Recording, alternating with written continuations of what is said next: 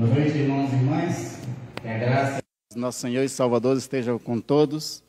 É uma alegria para nós podermos voltar ao culto presencial, depois de mais ou menos 8 meses parado, né? Mas foi uma paralisação necessária, os irmãos compreendem bastante bem. E agora com esse retorno, as vacinas adiantaram, nossos irmãos estão vacinados, pelo menos com a dose, a maioria já está com as 2 doses também.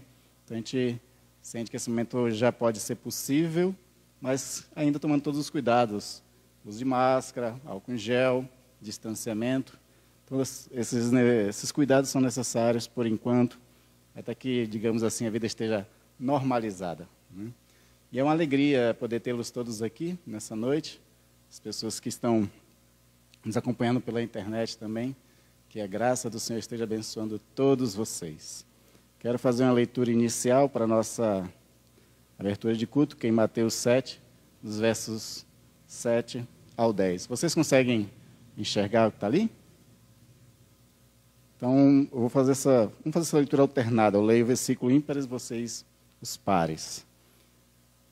Aqui é uma referência à oração do Pai Nosso, e eu quero começar com essa referência ao Pai Nosso, pelo fato de que hoje é o Dia dos Pais. Então, é ao nosso Pai que agora estamos nos dirigindo. E orando não useis de vãs repetições, como os gentios, porque presume que pelo seu muito falar serão ouvidos. Vocês? Não vos assemelheis, pois, a eles, porque Deus, o vosso Pai, sabe de que tendes necessidade, antes que lhe o peçais. Portanto, vós orareis assim: Pai nosso, que estás no céu, santificado seja o teu nome. Venha o teu reino, faça-se a tua vontade, assim na terra como no céu. Amém. Amém. Essa oração inicial de Pai Nosso, reconhecemos que Deus é o nosso Pai maior, e assim como nós temos obediência aos pais terrenos, muito mais obediência ao Pai Celestial, onde devemos fazer a sua vontade na terra, como a sua vontade é totalmente obedecida no céu. Vamos orar ao Senhor. Pai amado e querido, mais uma vez, ó Deus, queremos ser gratos a Ti pela bondade Tua, ó Deus, para conosco. Durante toda a semana, Tu tem nos abençoado, guardado, suprido e nos sustentado. E agora Tu possibilitou, Senhor, esse retorno no nosso culto, e que seja bênção para os que estão presentes, para aqueles que ainda nos assistem, Senhor, online. Todos nós queremos ser edificados nessa noite, mas nós nos colocamos primeiro diante de Ti, com o coração limpo, mãos puras, ó Deus, levantando a Ti a adoração que Tu mereces, adoração, Senhor, que é o mínimo que podemos fazer, por tanta bondade e misericórdia que Tu tem derramado para conosco, por ter, ó Deus, tem sido aquele que realmente cuidou de nós por todo esse tempo. Então, a Ti seja toda honra, toda glória e todo louvor, e nós dedicamos esse culto a Ti, ó Pai. Recebe a nossa adoração e recebe as nossas vidas, a qual vamos adorar-Te, em espírito e em verdade. Assim oramos em nome de Jesus. Amém.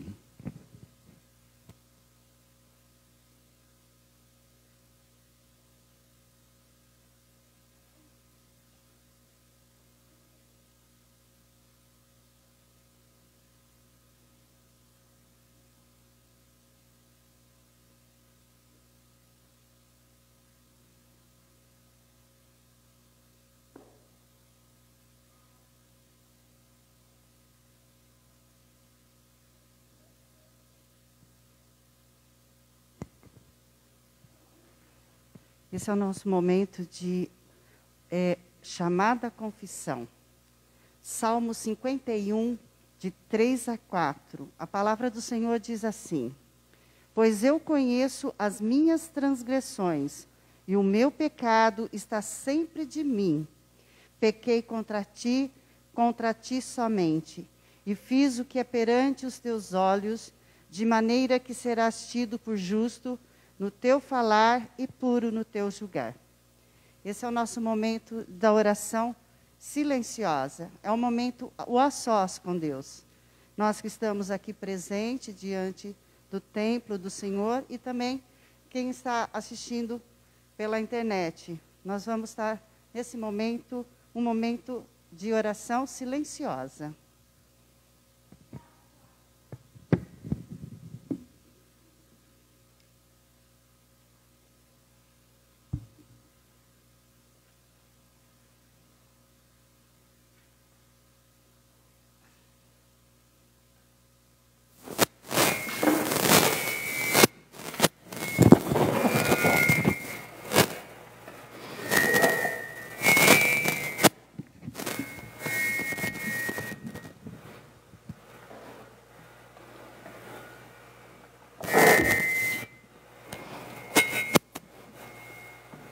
Perdão e graça.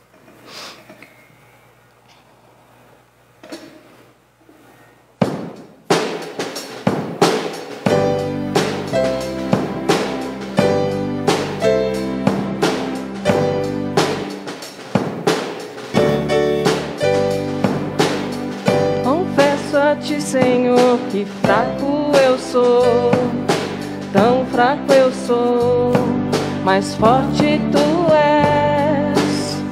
Eu venho a ti, Senhor, sem nada pra dar, só quero pedir, vem, ajuda-me, ó Deus. Confesso a ti, Senhor, que fraco eu sou, tão fraco eu sou, mas forte tu és.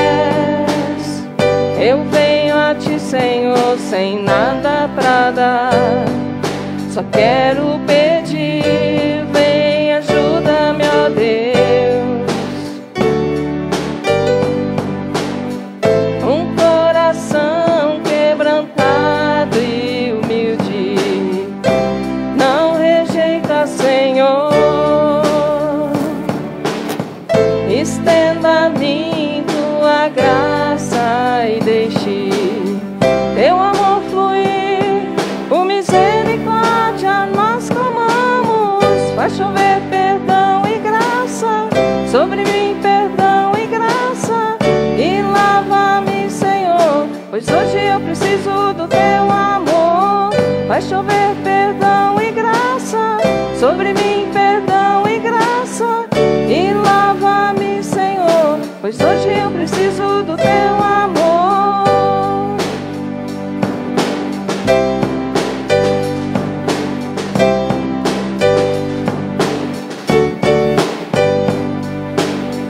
Confesso a ti, Senhor, que fraco eu sou, tão fraco eu sou, mas forte tu és. Eu venho a ti, Senhor, sem nada pra dar, só quero pedir, vem, ajuda-me, ó Deus. Um coração quebrantado e humilde não rejeita, Senhor. Estenda a mim tua graça e deixe teu amor fluir, por misericórdia nós clamamos. Vai chover perdão e graça sobre mim, perdão e graça, e lava-me, Senhor, pois hoje eu preciso do teu amor. Vai chover perdão e graça sobre mim, perdão e graça, e lava-me, Senhor, pois hoje eu preciso do teu amor.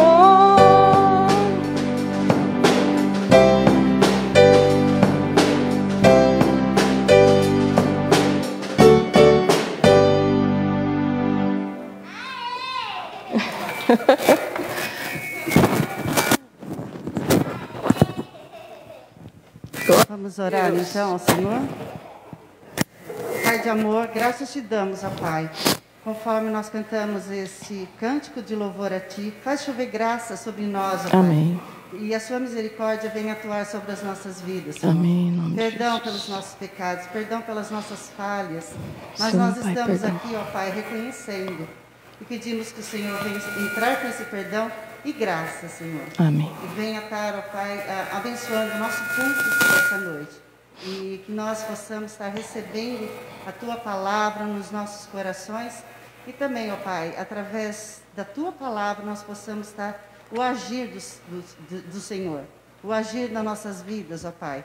E nós, ó Pai, reconhecemos que somos fracos, mas com certeza em Ti seremos muito fortes, ó Pai. Amém. Por isso pedimos a Tua bênção. Nome Em de nome Jesus. e por amor do Teu Filho amado Jesus. Amém. Amém.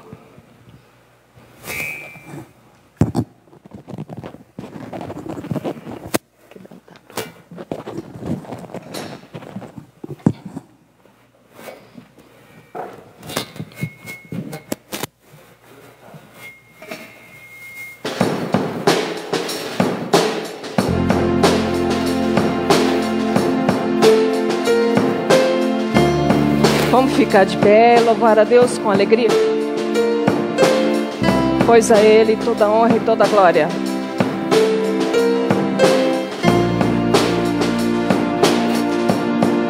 Eu olho para a cruz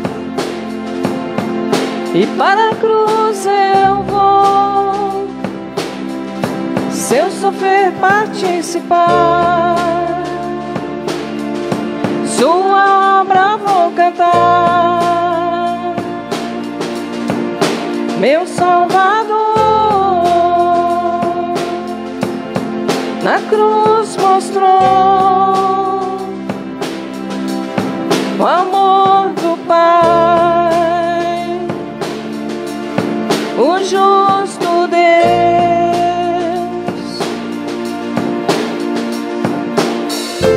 Pela cruz me chamou, gentilmente me atraiu e eu, sem palavras, me aproximo, quebrantado por Seu amor. Pela cruz me chamou, gentilmente me atraiu e eu, sem palavras, me aproximo, quebrantado por Seu amor.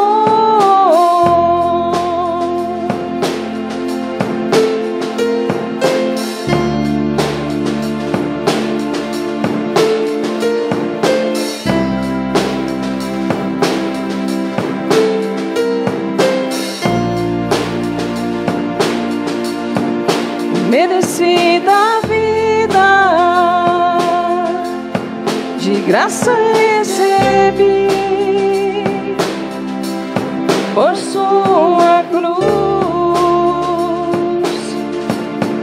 da morte me livrou, trouxe minha vida. Eu estava condenado, mas agora pela cruz eu fui reconciliado.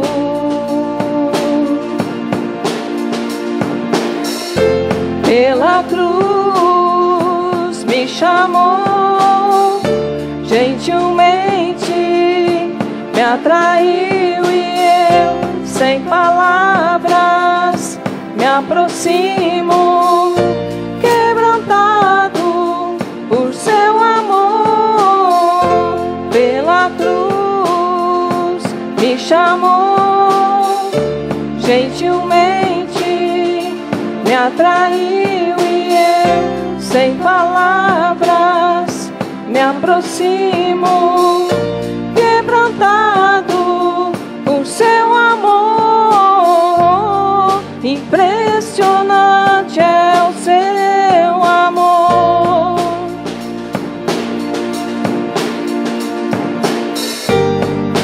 Me redimiu e me mostrou o quanto és fiel. Pela cruz me chamou, gentilmente me atraiu e eu, sem palavras, me aproximo, quebrantado por Seu amor. Pela cruz me chamou, gentilmente me atraiu e eu, sem palavras, me aproximo, quebrantado por seu amor.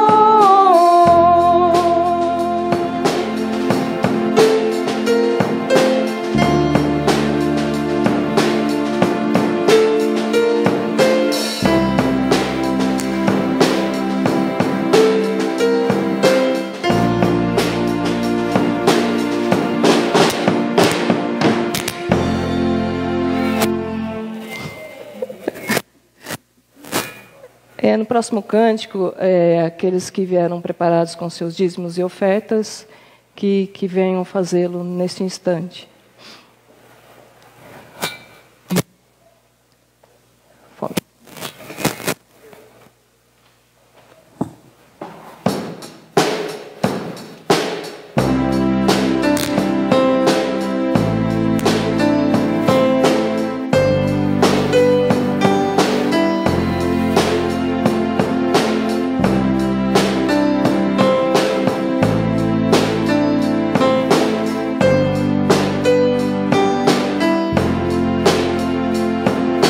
Venho a ti, pois sei que só tu podes me tocar.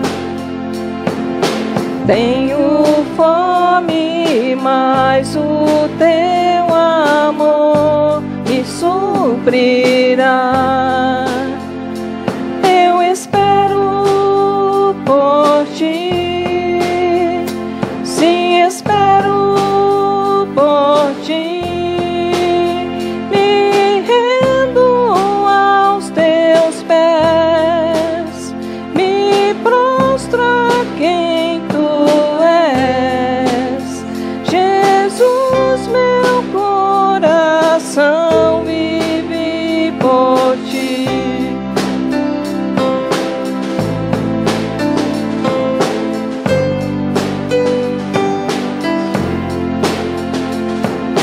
Quebrantado corro a ti, pois tu me abraçarás.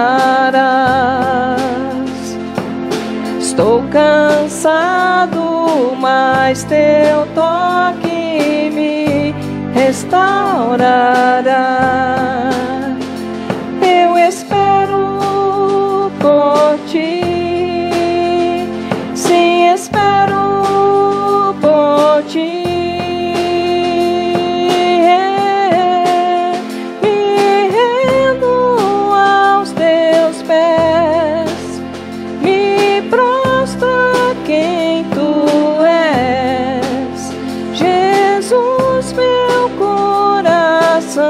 Vive por ti, me rendo aos teus pés, me prostro a quem tu és. Jesus, meu coração vive por ti.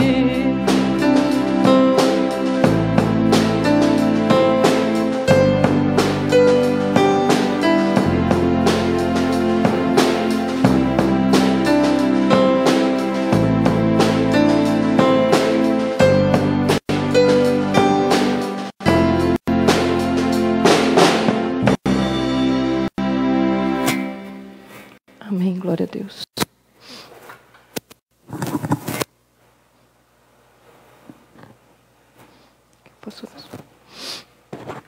Bendito Deus, eterno Pai, graças te damos, Senhor, por tudo que o Senhor tem feito, pelo teu sustento, pelo teu amor, pelo teu cuidado.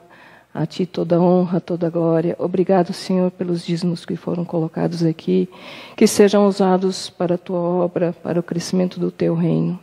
Senhor, agora nós te pedimos que o Senhor esteja abençoando o pastor, que ele traga até nós a tua mensagem, que venha do teu coração para todos nós, Senhor. Que seja para edificar a todos, Senhor, todos que estão aqui, todos que estão em casa. Obrigada mais uma vez por tudo, em nome de Jesus. Amém. Podem sentar, amados.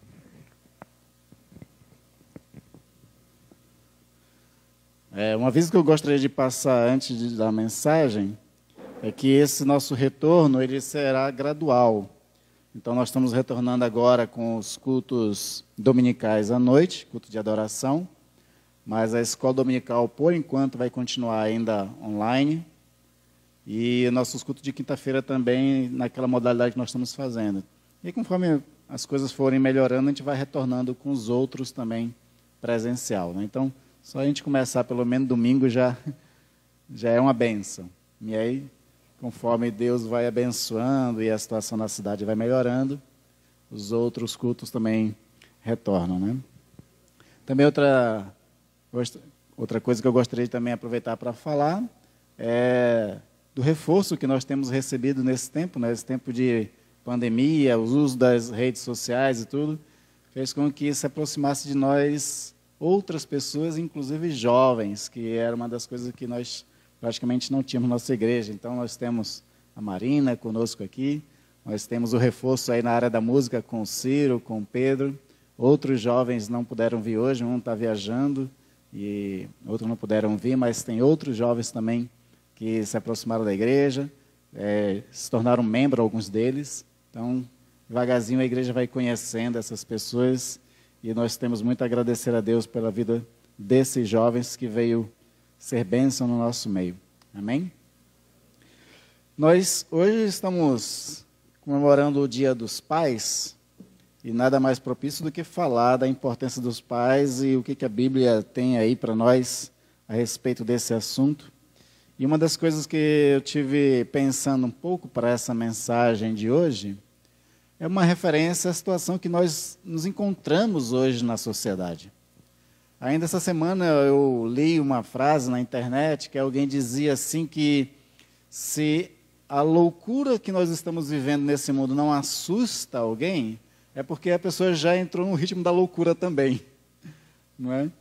E é interessante essa fala porque uma coisa que nós, cristãos, pelo menos, a gente tem muito a analisar na sociedade, é a situação moral que a sociedade se encontra. E nós, como cristãos, à luz da palavra de Deus, a gente pode, com todas as letras, dizer que, de fato, a nossa sociedade ela está em decadência moral.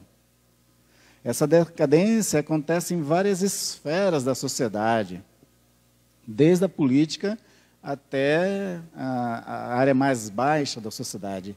São corrupções, imoralidades que permeiam toda a sociedade e isso é ruim para a própria sociedade, porque a sociedade vai se destruindo.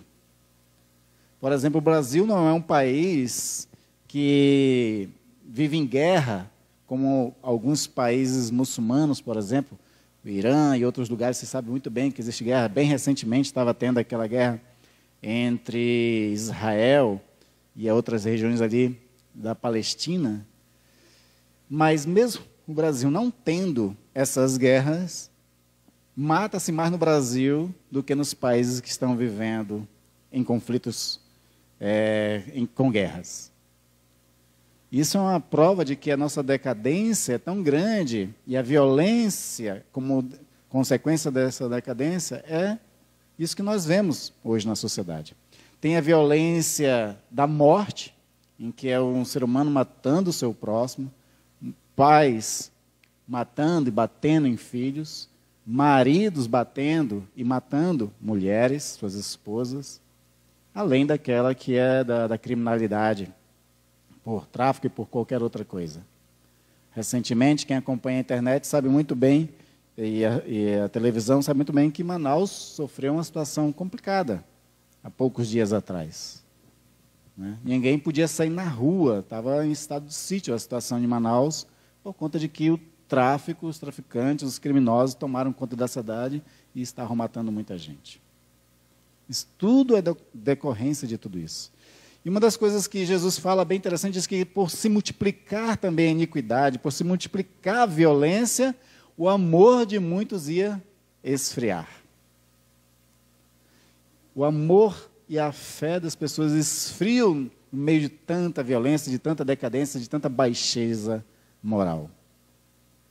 E nós, como cristãos, não podemos achar normal essas decadências. Aí você vai dizer assim, não, mas estava profetizado. Ainda que esteja profetizado, a gente não tem que achar normal.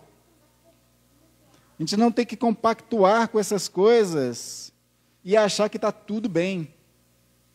Não temos que achar que está tudo bem. É dever nosso como cristãos orar pela situação toda que nós vivemos e principalmente fazer alguma coisa naquilo que está em posse de nós cristãos fazer. E é aqui que eu aproveito a oportunidade para falar nesse Dia dos Pais da importância da educação, para que a próxima geração, pelo menos, esteja talvez melhor do que a nossa hoje. Porque é a educação que se dá de pai para filho, de mãe para filho. É essa educação que vai fazer muita diferença dentro da sociedade. E a Bíblia fala claramente da importância disso. Então, quero ler para você um texto de Deuteronômio, capítulo 6, versículo 7, onde diz o seguinte, na verdade, abra lá, nós vamos ler versículos 6 e 7. De Deuteronômio 6. O Senhor tinha ensinado toda a sua lei a Moisés, Moisés tinha ensinado ao povo, e depois que essa lei foi dada, o Senhor dá essa ordem, através de Moisés, para a nação israelita. Que todas essas palavras que hoje lhe ordeno estejam em seu coração. E aí vem a ênfase. Ensine-as com persistência aos seus filhos. Converse sobre elas quando estiver sentado em casa, quando estiver andando pelo caminho, quando se deitar e quando se levantar. Esse texto aqui traz uma vocação e uma ordenação para que se ensine. A palavra de Deus é clara quanto à responsabilidade dos pais na educação de seus filhos. E a educação passa por diversas áreas na nossa vida. Ela está presente na vida humana e do ser humano do seu nascimento até a sua morte. E há aquela educação que a gente terceiriza, que é para o filho aprender geografia, aprender história, aprender matemática, aprender gramática normativa, né? Essa educação a gente terceiriza para a escola. E espera-se que a escola ensine essas coisas. Mas tem uma educação que não dá para terceirizar. Tem uma educação que é incumbência dos pais, e não dá para que eles possam esperar que os professores das escolas façam isso. Que é ensinar sobre caráter, moralidade, sobre ética. Essas coisas têm que acontecer em casa. Quando falha em casa, o que acontece na escola é que o menino não obedece nada dos seus professores. Eu sou formado, licenciado em História, mas eu nunca quis atuar nas escolas públicas de ensino médio fundamental, porque no estágio eu tive experiências ruins. Colegas meus, que são professores de ensino médio fundamental, sofreram situações muito complicadas. Numa delas, um professor reprovou um aluno, e aí no dia seguinte esse aluno chegou na escola com uma arma na cintura. A intenção dele era matar o professor, só que o professor não tinha ido naquele dia.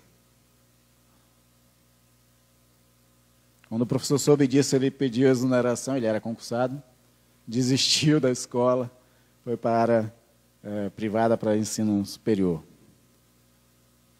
Por quê? Porque essa criança, em casa, já não aprendeu os princípios básicos que eram necessários para que assim eles pudessem obedecer, respeitar outras autoridades, como professores, por exemplo. E a gente sabe muito bem da situação em que se encontra o Brasil. A gente fala de que a educação está em crise, mas não é a educação no ensino que está em crise. O que está em crise é que as pessoas não querem mais estudar, porque a molecada, elas vão para a escola com outros intuitos.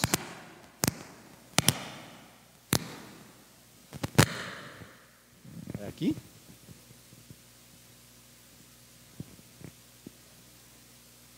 E muitos professores, às vezes, não sabem lidar com essas situações todas, e por não saber lidar com essas situações, acaba se tornando uma vítima também de toda uma sorte de coisas, e ele não consegue passar o melhor conteúdo.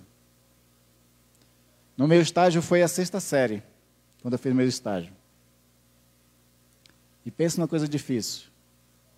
Era fazer com que aquelas crianças, né, que já eram, na verdade, adolescentes, prestassem atenção. Fazer eles ficarem atentos à aula era a coisa mais difícil que os professores tinham. Mas eu estou trazendo essa realidade que todo mundo conhece muito bem, só para falar sobre isso, de que alguma coisa está falhando. E essa falha é a que nós precisamos corrigir, porque se não corrigirmos, que geração posterior pode vir a essa que nós já vivemos, que já não está boa? Essa é uma situação. E para mim, à luz da palavra de Deus, só a educação pode trazer esse tipo de coisa. Porque a crise da nossa sociedade de ética e de moral se dá justamente por esquecimentos de princípios básicos para uma sociedade viver em paz, tranquila e prosperar. São coisas básicas. Nós, seres humanos, somos dotados de inteligência. Nós temos atributos e capacidades para distinguir do certo e do errado. Mas estamos sujeitos também à natureza dos nossos apetites, de nossas paixões, inclinações e de vários outros fatores que não são tão bons assim. Você sabe que as leis foram criadas para poder justamente frear essas más paixões, esses apetites, essas inclinações que não são boas para a sociedade. Tem um filósofo que eu gosto de ouvir, ele que diz assim, não dá para fazer 7 bilhões de pessoas felizes. São 7 bilhões de pessoas na humanidade, não dá para fazer todas felizes. Então nós criamos leis, criamos um monte de regras, de condutas. Por quê? Porque se for deixar para que todo mundo viva do jeito que quiser, nós entramos em crise. Não é verdade? Quem dirige, por exemplo, o carro, não dá para essa pessoa fazer o que quiser no trânsito. Se a partir de hoje eu for dirigir, não querendo obedecer nenhum sinal de semáforo, o que pode acontecer? Posso criar um acidente e matar alguém e eu mesmo morrer. O problema não é eu morrer, o problema é matar outras pessoas. Tirar, por exemplo, a vida de um pai de família que estava indo trabalhar para sustentar a sua casa. Então não dá para a gente viver de qualquer jeito, precisa colocar freios, e a palavra de Deus vai trazer esses ensinamentos, essas coisas, que são os freios. Os ensinos, os valores, os princípios que é necessário ensinar são os freios para as nossas paixões, para os nossos apetites, para as nossas inclinações de uma natureza corrompida, a qual todos nós temos. Um dos princípios da teologia reformada é acreditar que nós somos totalmente corruptos. Baseado, por exemplo, em Jeremias 17, que diz, corrupto é o coração humano, quem o conhecerá? Ele é desesperadamente corrupto, o coração humano. Então precisa de freios. E aí nós vamos vendo nas Sagradas Escrituras que quando faltam esses freios, se falha com as crianças, com as pessoas que vão crescer na nossa geração. Um exemplo básico disso é do profeta Eli.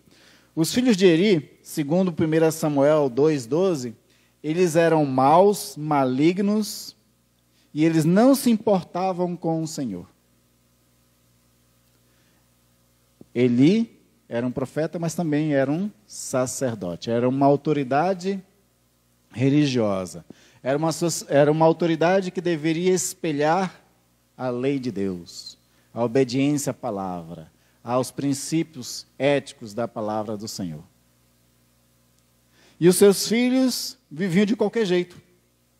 Aí Eli, quando foi chamar a atenção do seu filho, foi de forma branda. Foi assim, passando a mão na cabeça, né, da pessoa, dizendo, meus filhos, por que vocês fazem isso? Por que vocês se deitam com as mulheres às portas das tendas, em atos de prostituição? Começou a criticar, mas assim, sabe, passando a mão na cabeça da pessoa. Não sei se foi inspirado nisso que Dostoiévski escreveu a obra O Idiota. Na obra O Idiota tem um momento final da história, né? Alguém pode dizer assim, você vai contar um spoiler da obra de Dostoiévski, mas assim, um livro que já foi escrito há 150 anos atrás, não pode dizer que é mais um spoiler, né? Na obra final do Idiota, o idiota é o nome que é dado, né, para o príncipe Minsky. O príncipe Minsky é uma das pessoas assim que Dostoiévski queria que fosse um dos personagens mais perfeitos que ele já tinha criado, no sentido de ética, de moral, de várias coisas. Tanto que para a construção do personagem Minsky, Dostoiévski se inspirou na pessoa de Jesus Cristo, né, e no Dom Quixote. E ele era uma pessoa muito boa, o príncipe Minsky, muito boa mesmo. Ele não tinha maldade, malícia. Aí, as pessoas chamavam ele de idiota, ele não se importava com isso, porque ele sabia quem ele era. Se ele sabia quem ele era, por que se ofender com o que os outros falam? E assim mesmo ele continuava fazendo boas coisas e amando essas pessoas que a desprezavam e a caluniavam, a detratavam. E continuava sendo uma pessoa boa para todo mundo. E nessa situação tinha uma coisa complicada, que ele estava prometido de casamento com uma mulher chamada Anastácia, que era uma espécie de uma mulher formosa, que todo mundo se apaixonava, todo mundo queria se casar com ela, mas ela era meio louca também. E aí tinha um rival, uma outra pessoa que também queria casar com essa mulher, também prometia mundos e fundos para casar com essa mulher. E aconteceu que esse rival mata a mulher. E o príncipe Minsky descobre isso ali no momento que estavam os dois conversando. Ele estava conversando de boas com esse rival dele. E aí é quando ele sabe que ele tinha matado a Anastácia. E aí, sabe o que acontece nessa hora? O príncipe Minsky fica passando a mão na cabeça dele, consolando ele. Né? É uma história que parece que meio absurda, mas o que o Dostoiévski quer trazer nesse personagem é essa ideia de a pessoa que é mansa demais. E nem sempre a mansidão, em casos extremos assim, é bom. Às vezes você precisa ser um pouco duro. E o fato de o profeta Eli não ter sido muito duro com os filhos é que os filhos continuavam fazendo as coisas do jeito que eles queriam, envergonhando o pai, envergonhando o sacerdócio e envergonhando a Deus. Por isso Deus os matou, todos eles. Então nós precisamos de algumas coisas. E aí vem o texto de Provérbios. O texto de Provérbios é uma carta de um pai ao seu filho. E nessa carta de um pai ao filho, ele faz uma chamada à sensatez. Essa chamada à sensatez é necessária porque sem essa chamada, sem instrução, sem a educação, sem uma disciplina, o filho tende à insensatez. Tem um texto de Provérbios justamente que fala isso, que os filhos, a tendência dos filhos é serem realmente tranqueira, digamos assim. Né? Então, o texto de Provérbios, essa chamada à sensatez. Lá em Provérbios 1, versículo 2 e 5 fala sobre isso. Que o texto que ele está ensinando, né, é para aprender a sabedoria e o ensino, para entender as palavras de inteligência, para obter o ensino do bom proceder, a justiça, o juízo e a equidade, para dar aos simples prudência e aos jovens conhecimento e bom siso. E ele continua: ouça o sábio e cresça em prudência, e o instruído adquira a habilidade. Então, essa chamada à sensatez. No capítulo 9, versículo 6 diz: deixai os insensatos e vivei, andai pelo caminho do entendimento. A educação que se deve dar aos filhos é para chamar eles à sensatez. Porque a tendência de uma criança é a insensatez. A tendência daquele que não teme a Deus é a insensatez. A tendência de toda pessoa que quer viver os prazeres da sua vida, da sua carne, que quer viver pela sua própria vontade, sem nenhum princípio, é a insensatez. Ser insensato é a coisa mais fácil e automática que o ser humano faz. Ele precisa estar sempre se policiando para não ser insensato, porque insensatez é um modo de agir natural nosso. E se você não acredita na Bíblia, se você que estiver ouvindo acredita só na psicologia, está aí o Freud para dizer essa verdade. Freud fala, né, da estrutura da psique, né, que é o id, o ego e o superego. O id é a nossa natureza mais primitiva e selvagem, que está presente nas crianças. As crianças são o símbolo, a representação máxima do Freud para essa vivência no id. O id só quer saber dos prazeres, só dos prazeres. Aí o ego fica ali no meio, sabe? É de um que já amadureceu um pouquinho. Mas o ego, às vezes, não tem o poder suficiente de refrear o id. Aí ele precisa do superego. O superego é uma espécie de guardião, de vigia, de soldado, né? Do id. Interessante que uma tradução mais ao pé da letra daquele texto famoso do provérbio que diz assim: de todas as coisas que deve guardar, guarda o teu coração. Guardar o coração ali, no sentido original do texto hebraico, é manter o coração preso. Porque se o coração não for preso, se ele for querer fazer o que naturalmente ele quer, o que ele vai fazer? Jesus disse, do coração, né, procede as coisas da vida. Aquele que tem um bom coração, tira coisas boas. Mas como a natureza humana já está corrompida pelo pecado, o que ele tem no coração? Todo tipo de mal. Por isso que esse coração precisa estar preso, sobre correntes, atrás das grades, digamos assim.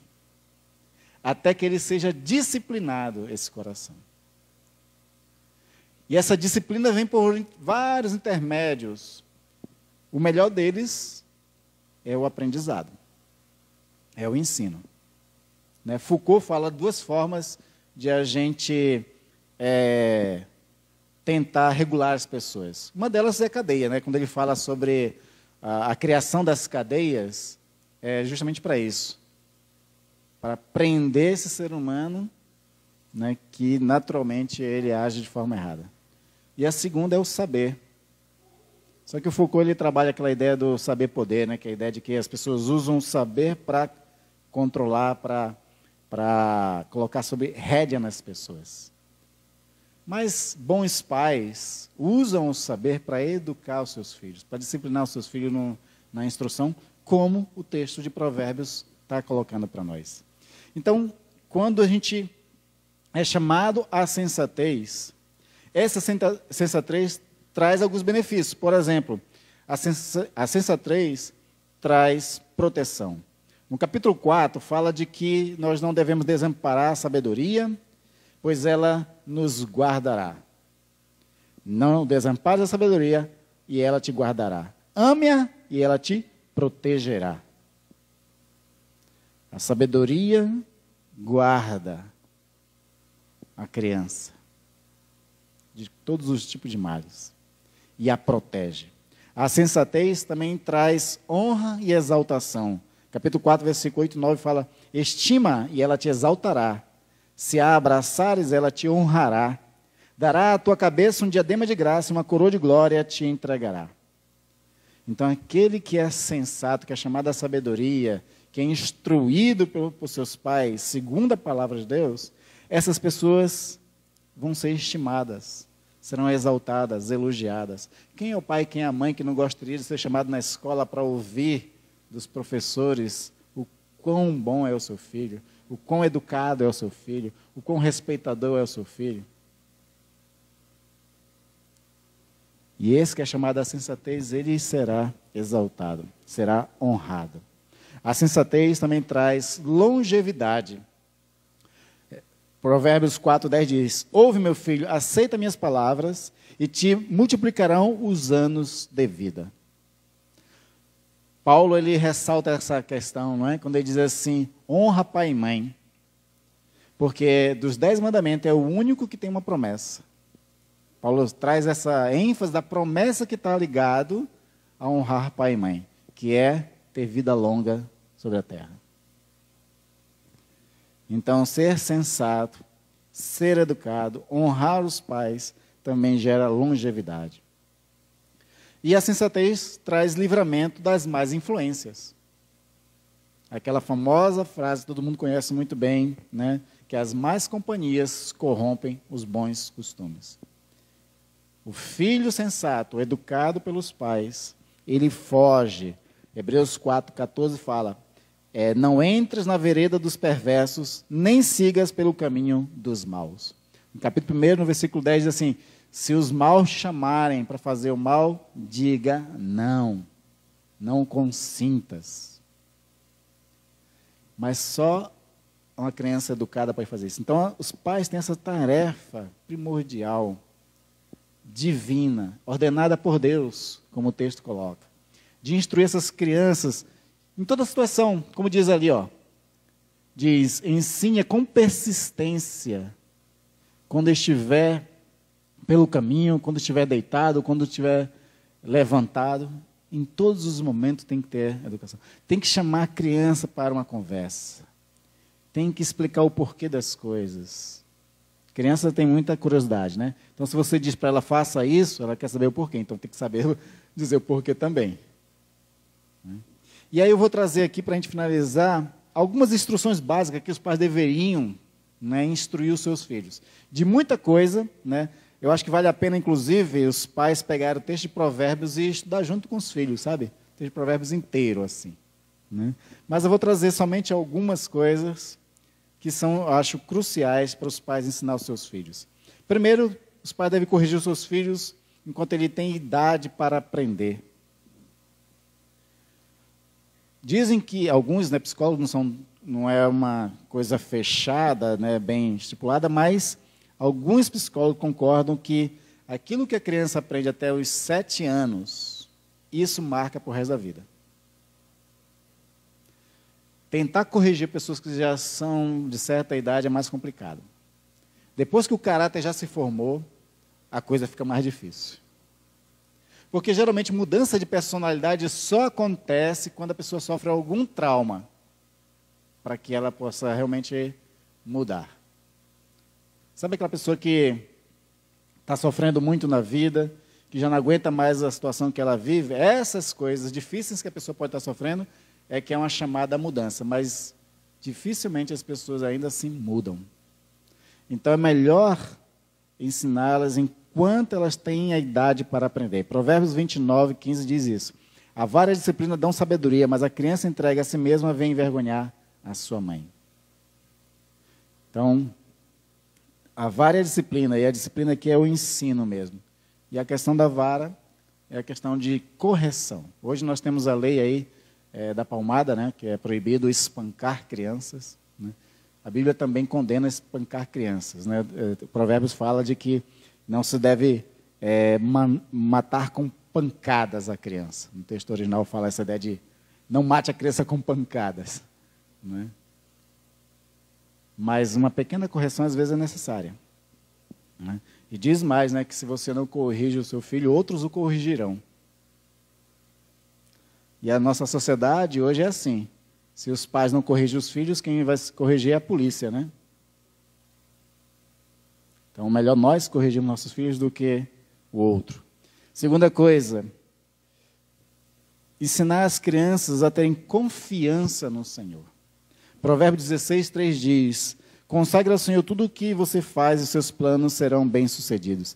Ensinar as crianças isso, de que elas devem consagrar a Deus as coisas que elas fazem e confiar nesse Deus para que eles possam viver no caminho do Senhor.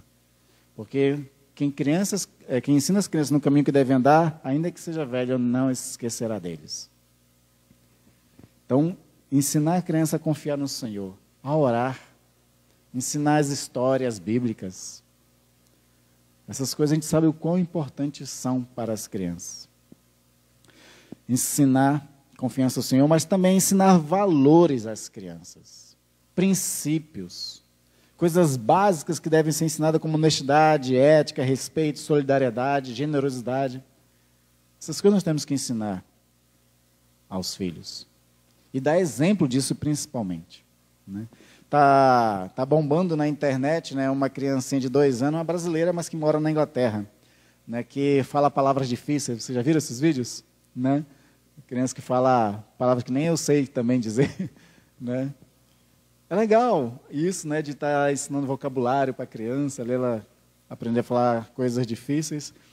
Mas mais do que ensinar palavras, ensinar valores para as crianças. Né?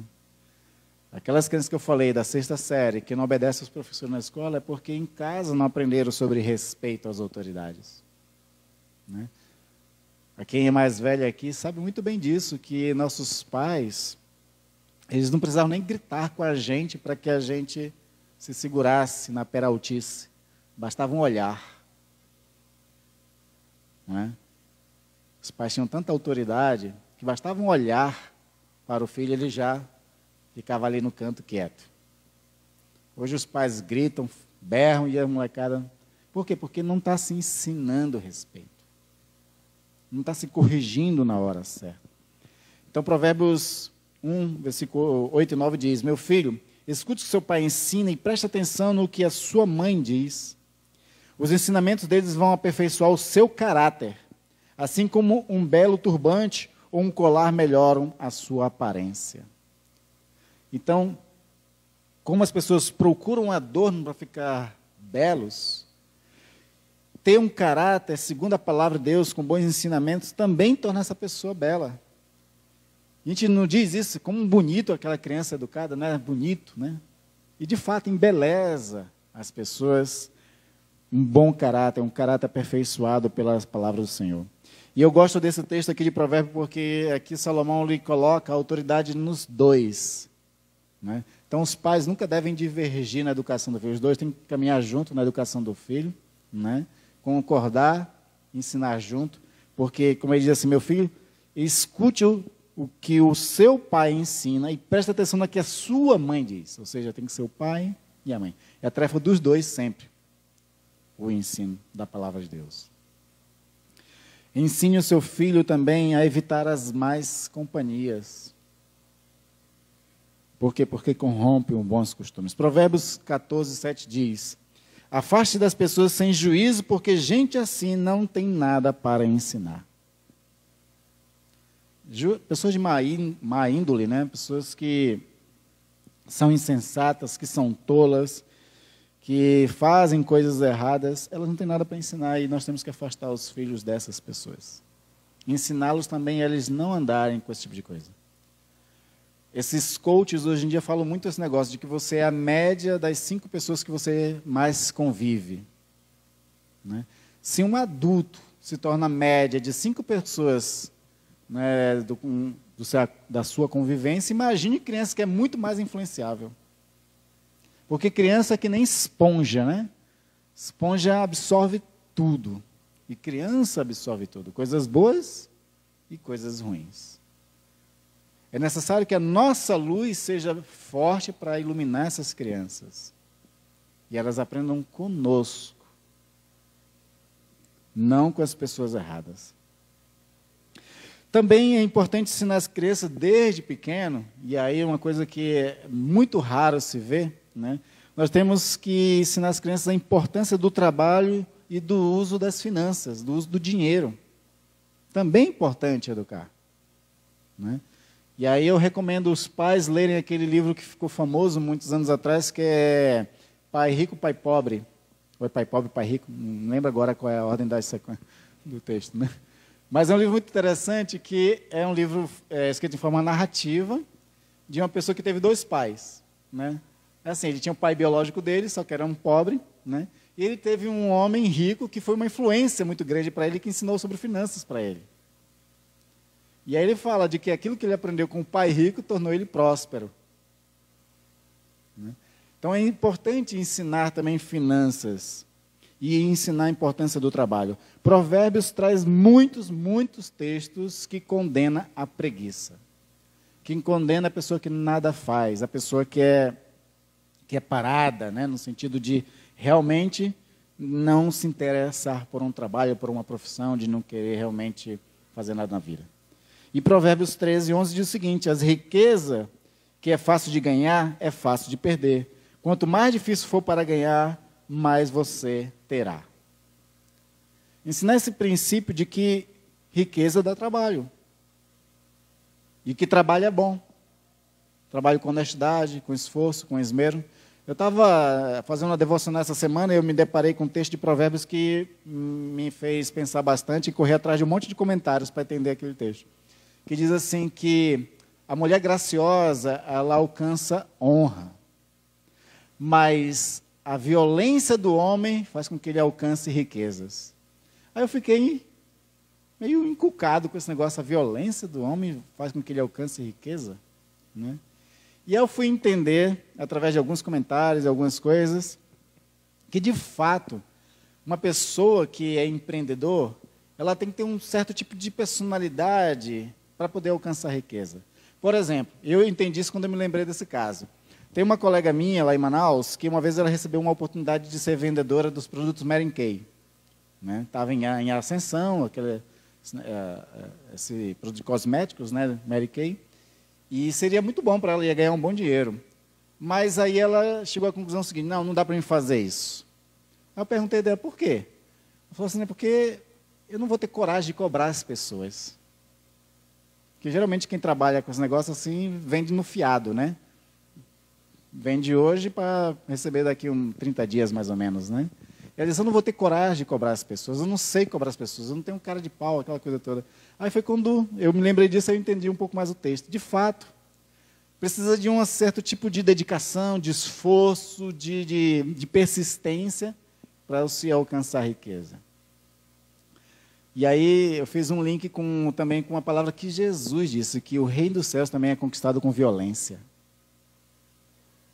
Antigamente também não entendia muito esse texto, com violência, mas aqui é muito esforço, tem que ser empregado. Então é necessário, sim, ensinar os filhos a trabalhar e se esforçar. Que a vida não é fácil. Tem uma palestra famosa, né, do Mário Sérgio Cortella, né, de que ele aprendeu com o pai dele de que vaca não dá leite. Vocês já viram essa palestra? Recomendo assistir, e é engraçada, porque ele é engraçado, né? Mas exatamente, a vaca não dá leite.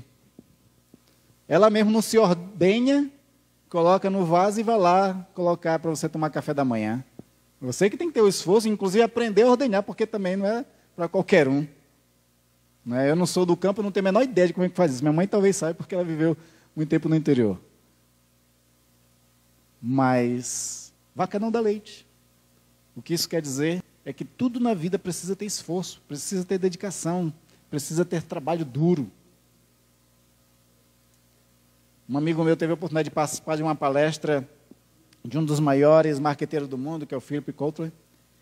E aí eu perguntei dele como é que foi lá a palestra. A palestra foi fenomenal, o cara saiu de lá suado da palestra. Aí, tempos depois, eu vi uma palestra pela internet do Philip Kotler, e ele diz uma coisa bem interessante. Ele diz que ele só sabe que ele deu o melhor dele numa palestra quando ele sai suado.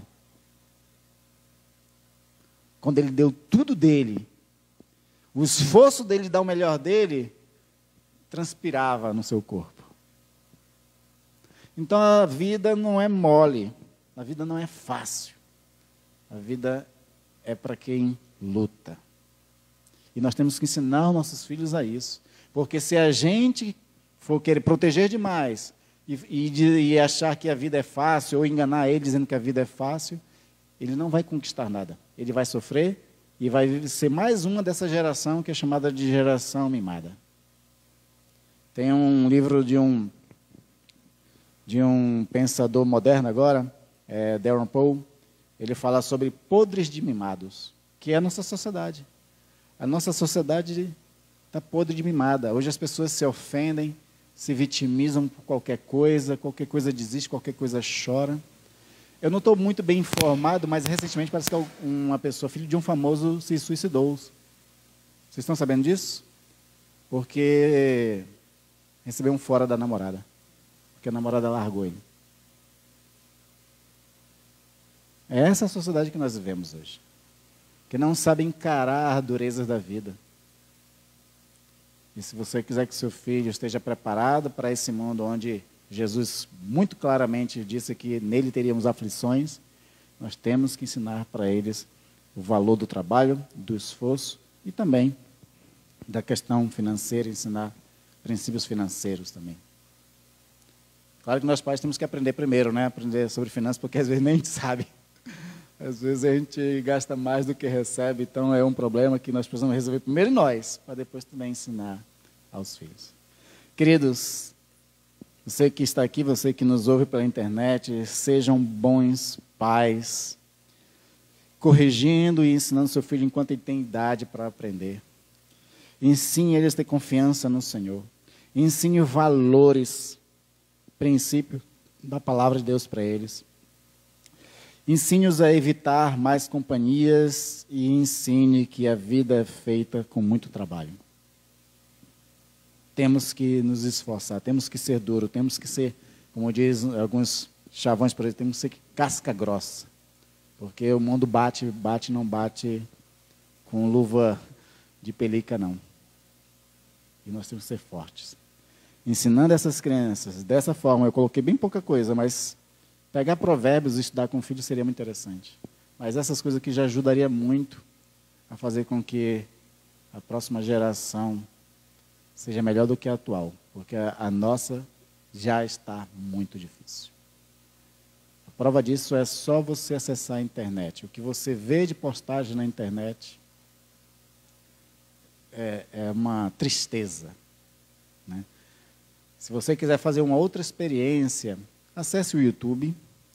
Aí, em algum lugar lá da tela no YouTube, tem um lugar lá que diz assim, vídeos populares, em alta, coisa desse tipo assim.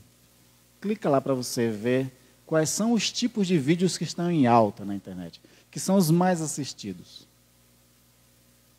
Eu, quando vejo, eu fico escandalizado, porque é as coisas mais podres que tem. Os maiores besteróis que você pode ver é o que está em alta. E é o que as crianças estão vendo, e estão assimilando, e estão crescendo daquela forma. Amém? Vamos orar ao Senhor. Pai querido e amado, nós vivemos hoje numa sociedade muito, muito difícil. Em outros momentos da história também foi, mas eu creio que essa atual, Senhor, como vários especialistas, psicólogos, sociólogos, filósofos, têm examinado essa sociedade da liquidez, essa sociedade, Senhor, mimada, infantil. Essa sociedade, Senhor, que nós vemos está triste. Vive uma decadência total, Senhor. E nós precisamos ser reeducados. Reeducados pela Tua Palavra. E precisamos também, Senhor, educar nossos filhos, como as Sagradas Escrituras tanto dá ênfase na importância disso. Para que assim a gente possa ter uma nova geração e uma sociedade que se paute por valores e princípios, por respeito, por generosidade, solidariedade, por sentimentos humanos, no sentido de humanidade, que tanto está faltando na nossa época.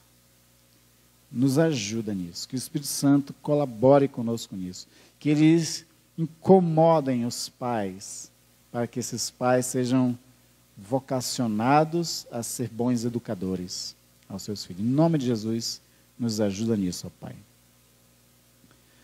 Que cada um de nós venhamos a ser luz. E ser luz é isso, é espelhar e é representar a Tua verdade, representar os Teus princípios nas Sagradas Escrituras, e que, ao sermos luz, a gente eduque os outros, segundo a Tua Palavra também. É em nome de Jesus que eu peço esse auxílio, Pai. Amém. Amém. Vamos ter a oportunidade nesse culto de retorno de podermos adorar ao Senhor, também com a ceia do Senhor, participando da mesa do Senhor, e assim, tendo comunhão com Ele e uns com os outros.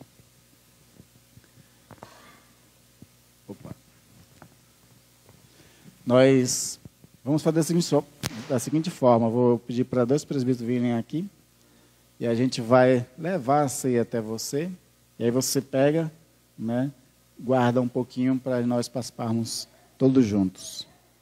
E aí, enquanto isso, nós vamos também ouvir um cântico no final. Mas vamos orar ao Senhor apresentando esses elementos para que Ele os abençoe. Pai amado e querido, eis o pão e o vinho. E eis a oportunidade, depois de tantos meses, ó Deus, participar desse momento em comunhão uns com os outros. Comunhão tão necessária. Assim como nós temos comunhão com Cristo, a ceia é esse desafio de experimentarmos a presença espiritual de Jesus e também a presença dos meus irmãos e irmãs. E que nessa comunhão nós cresçamos em amor, edificados em amor, para viver, Senhor, de uma forma tal que obedeça os teus mandamentos. Abençoa o pão e o vinho, consagra-os para que, ao participarmos por fé, gozemos da graça da comunhão salvadora. É em nome de Jesus que eu oro e agradeço. Amém. Amém.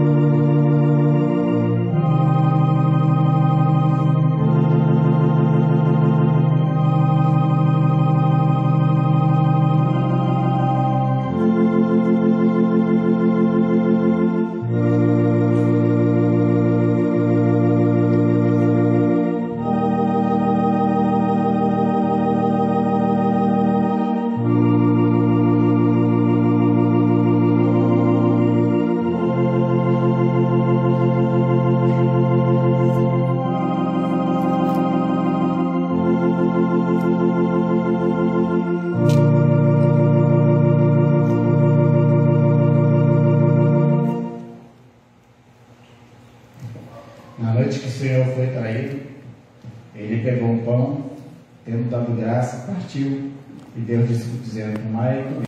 Este é o meu corpo que é dado por vós.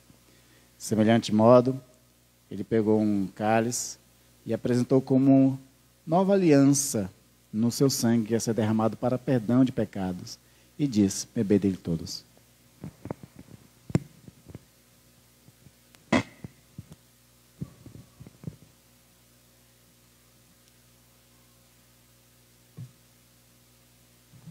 Comemos todos.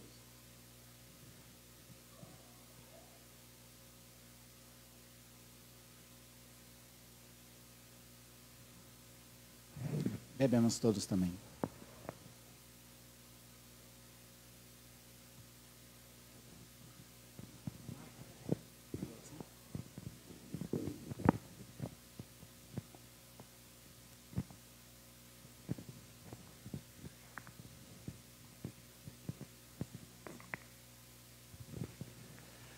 Querido e amado Pai, te agradecemos, Senhor, por tudo que o Senhor tem feito em nossas vidas, Pai. Agradecemos por essa oportunidade de estarmos aqui em comunhão contigo, Pai. Agradecemos, Senhor, por estarmos reunidos, estamos voltando a estar reunidos com os irmãos, Pai. Agradecemos pelo seu cuidado para com cada um de nós e para com essa igreja, Pai. Obrigado, Senhor. Em nome de Jesus é que eu oro e agradeço. Amém.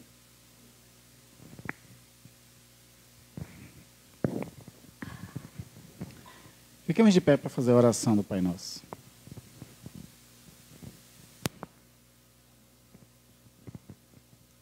Pai nosso, que estais no céu, santificado seja o teu nome. Venha a nós o teu reino, seja feita a tua vontade, assim na terra como no céu. O pão nosso de cada dia nos dá hoje. Perdoa as nossas dívidas, assim como nós perdoamos aos nossos devedores. E não nos deixes cair em tentação, mas livra-nos do mal, pois teu é o reino, o poder e a glória para sempre. Amém. Recebam a bênção do Senhor. Sejam sempre humildes, bem-educados e pacientes, suportando uns aos outros com amor. Façam tudo para conservar, por meio da paz, que une vocês à união que é e que o Espírito vos dá. Que a graça do nosso Senhor Jesus Cristo, o amor de Deus e as consolações do Espírito Santo permaneçam convosco até a vinda de Cristo Jesus, nosso Senhor. Amém. Amém.